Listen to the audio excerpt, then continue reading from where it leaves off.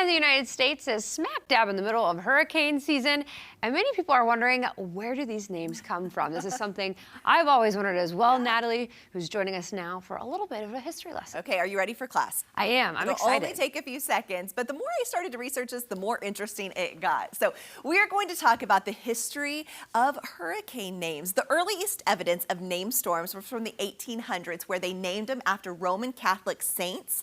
Very interesting there, so kind of fell on what day that date was for them. In 1944, U.S. servicemen stationed in Saipan started naming storms after wives and girlfriends. Isn't that nice? All female names.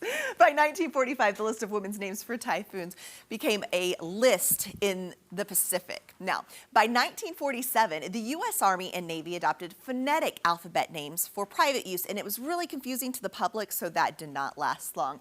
In 1978, naming hurricanes by solely on women's names came to an end, and then in 1979, the current system where we use both male and female names, that was adopted.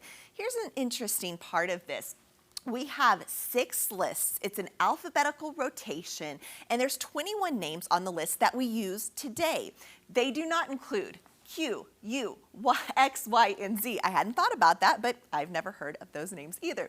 Now, every 6 years, the list will change, and a name is not dropped unless it is dropped because of it being retired. And that is when they become too deadly or too costly. Now, if you want to know who gets to decide what storm is retired, there's a special organization for that. I have the information on our website. Just go to ozarksfirst.com. Angela?